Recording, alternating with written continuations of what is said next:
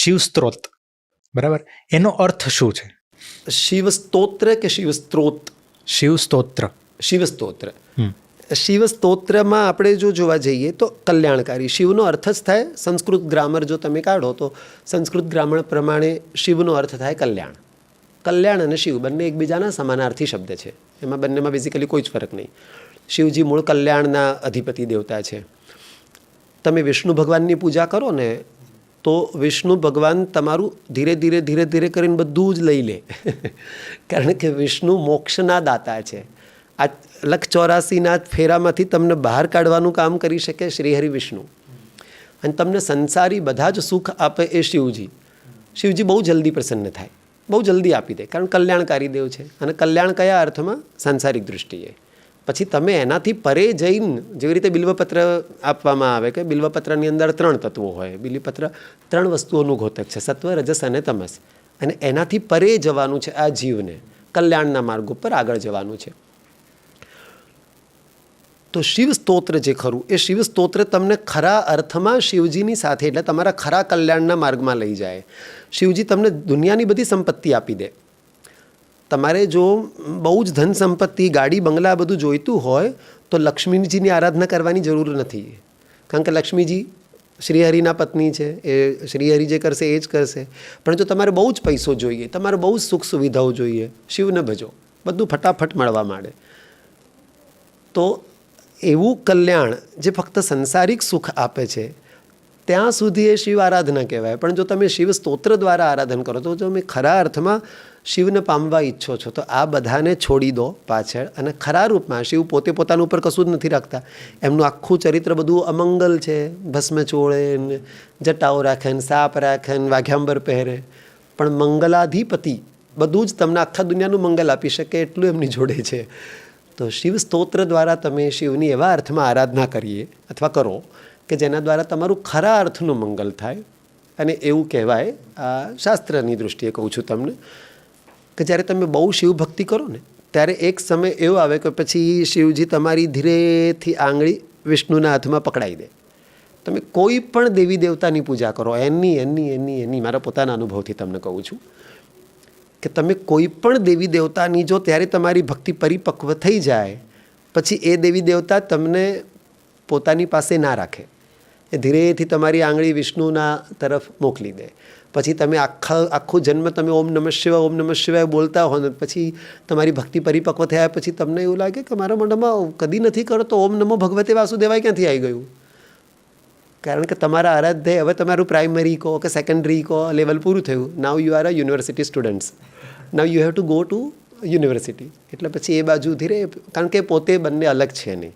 શિવજી તમને વિષ્ણુના હાથમાં સોંપી જ દે. કારણ કલ્યાણ કરવું છે ખરા અર્થમાં તો ત્યાં. તો શિવ સ્તોત્ર તમને આ અર્થમાં ફાયદેમંદ રહે. જ્યારે તમે એનો પાઠ કરો ત્યારે તમારું મેન્ટલ લેવલ ધીરે ધીરે એ લેવલનું તૈયાર થાય. ઓકે, આપણે લાસ્ટ પોડકાસ્ટમાં વાત કરી, આ પોડકાસ્ટમાં વાત કરી, એનો પરથી એક વસ્તુ આપણે એવું તારણ કરી શકીએ કે શિવજીની ભક્તિ કરવા માટેના ઘણા બધા વે છે. બરાબર છે. લાસ્ટ પોડકાસ્ટમાં આપણે વાત કરી કે જે અઘોરી સાધુઓ છે, નાગા સાધુઓ છે, એમનું પોતાનો એક અલગથી એક આખો એક વે છે. બરાબર. અને આજે જે આપણે અલગ અલગ મંત્રોની વાત કરી કે મહામૃત્યુંજય મંત્ર, શિવ સ્ત્રોત મંત્ર, બરાબર, એના થ્રુ બી શિવ ભક્તિ કરી શકાય. અને સૌથી પહેલાં વાત થઈ કે યુથ છે એ ખોટો માર્ગ બી પસંદ કરી રહ્યું છે. બરાબર. હવે જો આજનો કોઈ વ્યક્તિ છે, બરાબર, કોઈ યુથ છે, તો એને શિવજીની આરાધના શરૂ કરવી હોય તો આપણે કહેવાય ને કે પ્રથમ પગથિયું કયું હોઈ શકે? પછી તમે જે વાત કરી કે પ્રાઇમરી છે, સેકન્ડરી છે, યુનિવર્સિટી, એ બધું હજી પાછળ છે, પણ આપણે કહેવાય ને કે હજી એડમિશન લેવું હોય તો એકવાર આમ શરૂ ક્યાંથી કરવું જોઈએ? સૌથી પહેલાં શ્રદ્ધા હોવી જોઈએ. Very first step. કોઈના દેખાદેખીમાં કરવાની વસ્તુ નથી. સાગરભાઈ કેવું હોય, કોઈ વસ્તુ તમે દેખાદેખીમાં કરો ને તો 4 દિવસ ચાલે. કોઈ પણ વસ્તુ હોય. તમે કોઈ ક્લાસીસ જોઈન કર્યા, તમારા ભાઈબંધોએ કીધું આ શીખવા જેવું છે, તમે પોતાના અંતઃકરણથી નથી કરી રહ્યા તો તમે 4 દિવસ જશો. બોડી બનાવી છે, જીમમાં જવા ફી ભરી આવશો, બધું કરશો, 5મા દિવસથી કંટાળો આવશે, નથી જવું, વહેલા ઉઠીને જા, કોણ જાય? ના જ જાય માણસ. કારણ કે અંતરંગથી નથી કરી રહ્યા. તમને એટલી શ્રદ્ધા નથી, એમાં વિશ્વાસ નથી, તમે દેખાદેખી કરી રહ્યા છો. એટલે સૌથી પહેલું સોપાન જે છે તમારી શ્રદ્ધા હોવી જોઈએ. તમારી શ્રદ્ધા હોય તો તમે આગળ વધી શકો. અને શ્રદ્ધા પછી આપોઆપ કરાવે. તમે બધી જગ્યાએથી જાણકારી, તમે આ જે રીતે મેં આ ફિલ્ડમાં આવ્યા, તમારું ભણતર શું છે હું નથી જાણતો, પણ તમે પોડકાસ્ટ કરવાના અથવા તો આ સોશિયલ મીડિયાના ફિલ્ડમાં તમે આવ્યા તો તમારા મનમાં સૌથી પહેલાં એક વિશ્વાસ બેઠો હશે, ના આ હું કરી શકીશ અને આ હું બહુ સફળતાથી કરી શકીશ. આની પાછળ જેટલો ત્યાગ આપવો પડશે, સૌથી મોટો તો હું જાણું છું કે તમારે સમયનો ત્યાગ આપવો પડતો હશે, પૈસા બહુ ખર્ચાતા હશે, કારણ કે પહેલા દિવસે તો સફળતા મળે નહીં. તમારી આપેલી પીરસેલી વસ્તુઓ લોકોને ગમશે નહીં ગમે એ બધી ચોઈસ ધીરે ધીરે ધીરે કરતાં આપોઆપ પછી તમે આનું અલ્ગોરિધમ કે જે કંઈ પણ હોય બધું તમે સમજતા થયા હશો. પહેલા દિવસે તમને આ બધી વસ્તુની ખબર નહીં હોય, ઘણા બધા ટર્મ્સ તમને પછી ખબર પડ્યા હશે કે અચ્છા આવું પણ હોય, આવું પણ હોય. પણ મૂળ શરૂઆત ક્યાંથી થઈ? શ્રદ્ધાથી વિશ્વાસ. કે તમે શ્રદ્ધા વિશ્વાસને સાથે લઈને ચાલ્યા કે હું આ ફિલ્ડમાં જઈશ અને આ ફિલ્ડ ખરેખર કરવા જેવું છે, મને પોતાના અંદરથી આનંદ આવશે.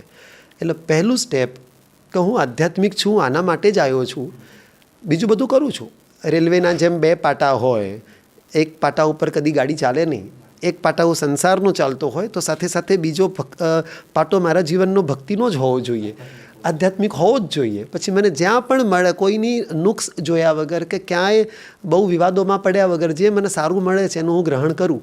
આ માર્ગે જો વ્યક્તિ ચાલે તો બહુ સહજ છે, ચાહે શિવજીની આરાધના હોય, ચાહે શ્રીહરિની હોય, બહુ સહેલાઈથી પછી અને બહુ જલ્દી પ્રગતિ થાય.